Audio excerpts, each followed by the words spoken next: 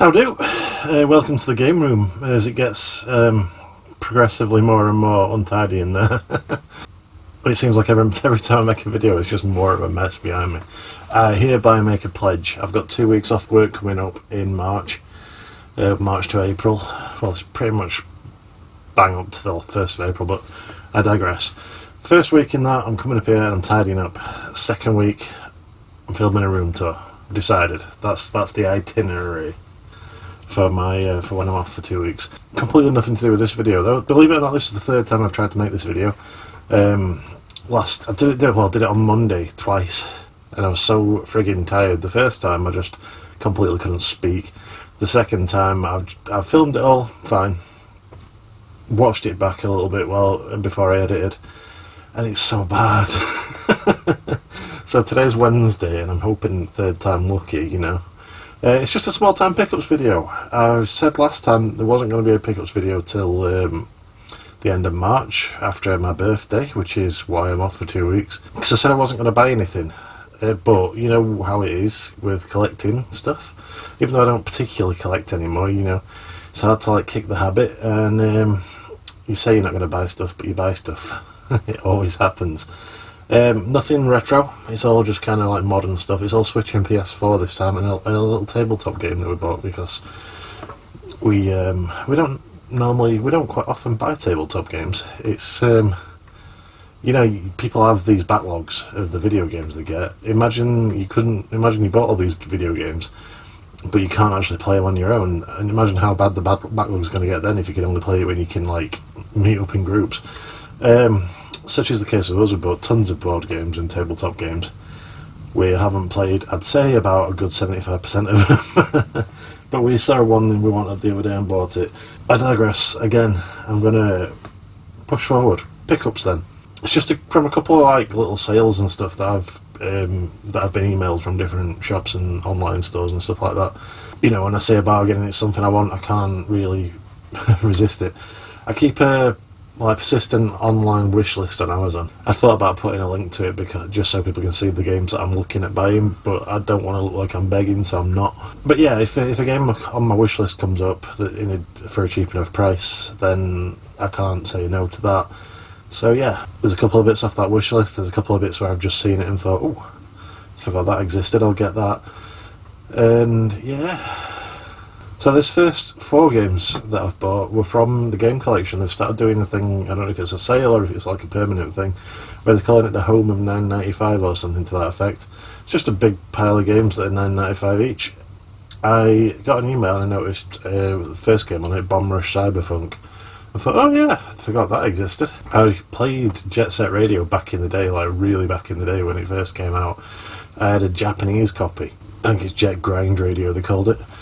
And I couldn't figure out how to play it for the life of me, and it was in Japanese, so I had no help there. So I've never really played the game since, but I saw in the Club 52 group chat for the 52 game challenge, it was either Gordon Gibson, Gib84 Gaming, or John Bunday, who, one of those two had played it. I think it might have been John, had played through it as part of the 52 game challenge. And it just brought to the front of my mind that Bomb Rush Cyberpunk was in there, because that's kind of like a spiritual successor. So I went back to have a look. I thought I might actually just buy that. I went back to have a look at this $9.95 thing, and I had a look through to see if there was anything else that caught my fancy. So I ended up coming away with 4 games. I've rambled on for 4.5 minutes now and not actually showed any games. So I bought Bomb Rush Cyberpunk on the Switch. I know people shy away from these, but I think this was originally released on the Switch and then up-ported to the PS4, I think, and the Xbox. So you'd think it runs fine on the Switch, really. Like I said, I've never been a huge fan of Jet Set Radio, but it looks cool. I like the artwork, it's mental. So, I don't know when I'm going to get around to that, but it's cool to have. Because I like little freebies in the box, like posters, stickers and stuff like that. I don't know where it is, but there was a really cool pack of stickers in there as well. And I've obviously taken them out, put them somewhere to use them. Down there I'm doing some arts and crafts. Making a sticky picture, as we used to call them when I was a kid. Collage. But yeah, stickers were in there, and there were some really nice stickers too. I've just no idea where they went. I got that. Another Switch game I bought, which is one that I've been looking at for a while, and it's one that I know Sean Retro Games Revived, he's picked up recently, and I kind of thought, he was asking about it, and I kind of thought it was a hidden object game, and that's what I told him what it was, and he was like really excited about it, and it turns out it's more of a point and click game, and I don't think he liked it very much. But Sean did a review of it on his channel, so go back and go and have a look at that. It's a fun video. I watched it while sat having a large latte in Costa a couple of weeks back, and so a guy was watching it over my shoulder, despite the fact that I had headphones on, and he kept looking at my phone. So Sean, I might have got you a new fan. And yeah, the game in question, not obviously, but the game in question, Lord Winklebottom Investigates. I can't help but think, when I'm going to be watching Traitors next, it's going to be Claudia Winklebottom now instead of Winkleman, which is alright because normally we just call her Davina. But anyway, yeah, Lord Winklebottom Investigates. It's a point and click game where you play as a detective who also happens to be a giraffe. I seem to be collecting lately like a little subset of games about animals that are also detectives. I got Black Sad for Christmas, and I'm hoping to get Brock the Investigator for my birthday. So it's just like a little subset of detective animals. I don't know, these things just fall into place, don't they? If anyone knows any more games about detective animals that's not Sam and Max, then let me know. But yeah, I'm quite looking forward to that one. It's apparently very quintessentially English. I've heard it's hilarious, but that was from an American review in it, and Americans like with English stuff, they think all you have to do is say something in an English accent and they think it's great. So yeah, Sean didn't seem to think it was funny, but we'll see. And on the PS4, I picked up, this is a game I've already got on the Vita, but I did want to play through it again. I also want to play through it on a big boy console because I want to possibly record some footage for something that I've been planning on doing for about 6 months now, and I've never got around to it. And I don't have a PlayStation TV or anything like that, so the only way I can record is to buy it on a proper console. I say that like a Vita's not a proper console, but you know what I mean. A household thing. Words have escaped me. Am I going to do this a fourth time? I'm fucking not. Anyway, yeah, the game is Dragon's Crown Pro. Dragon's Crown is awesome. It's like sort of hack and slash, Golden Axe style side-scrolling beat 'em up, but it's also got RPG elements to you, level up your characters and stuff like that. Really nice 2D kind of hand-drawn artwork. A little bit pervy if you're into that kind of thing. I know some of you are. I say a little bit pervy. The barbarian woman literally is wearing some shoelaces, and the sorceress or magician woman, whatever it is, the witch, she is a walking poster child for Wonderbra, put it that way. Yeah, Dragon's Crown Pro, it's a game I absolutely loved it on the Vita. I'm looking forward to trying it again on the PlayStation. It's not one that I'm going to be adding to my pledge pile, as it were. But it's one that I'm going to be busting out every so often to play in this room and hopefully recording some footage of for a future project. And also on the PS4, the last game I got from Game Collection from the 995 home of whatever was Maneater.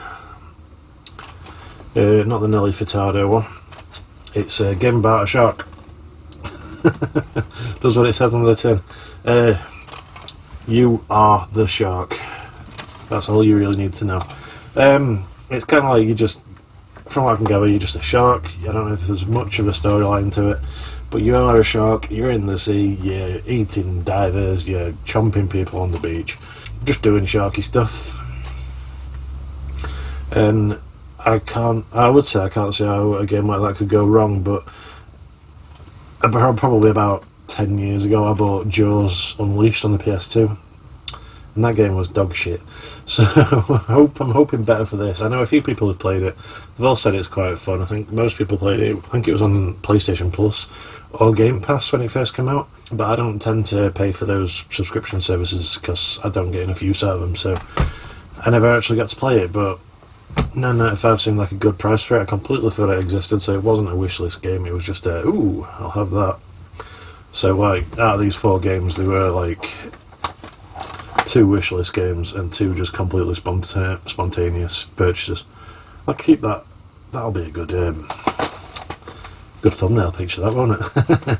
Yeah, anyway, so that's what I got from the game collection.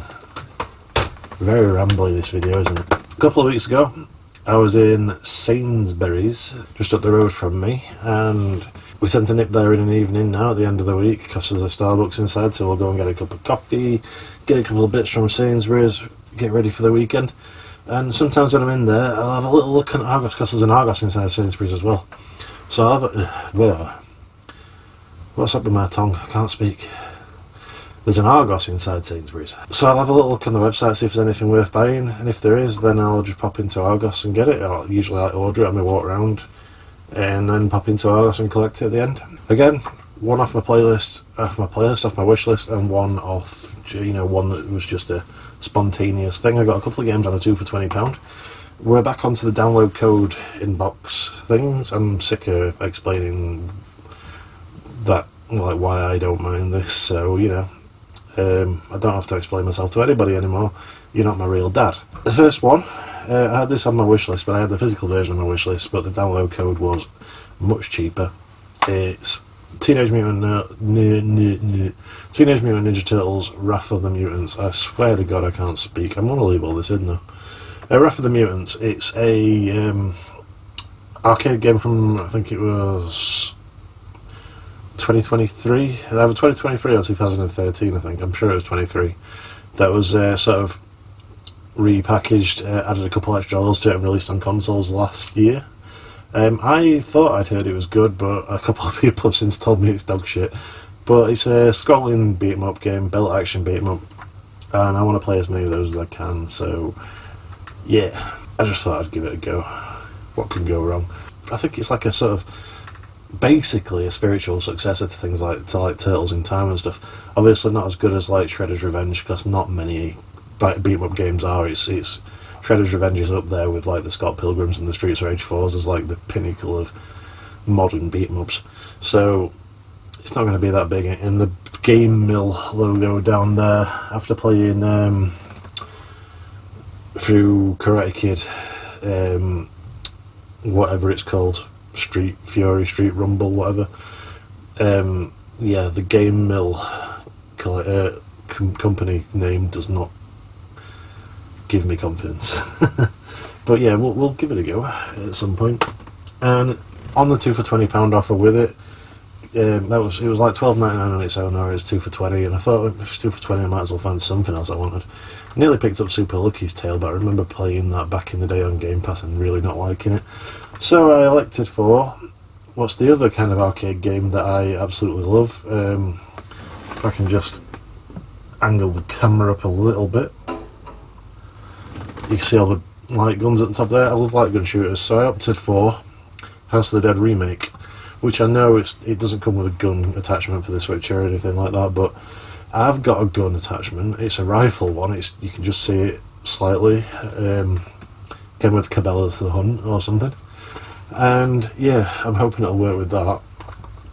But yeah, House of the Dead Remake, again, I've heard not good things about this, but I'm sure it's fine. I'm sure if you can just blast some zombies, I'm sure it's fine.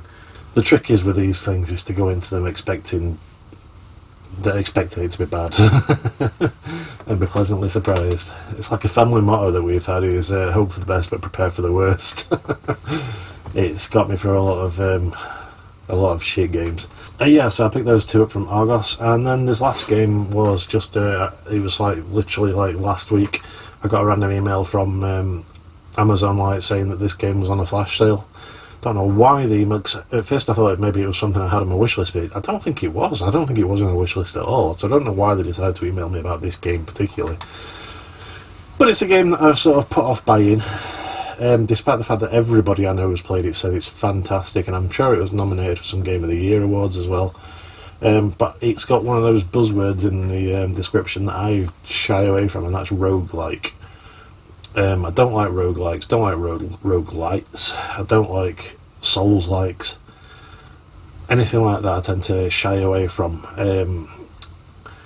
Mainly because they add a level of difficulty to a game that I don't really have time to... it's not really even difficulty, it's just having to learn to the point where you can do things perfectly.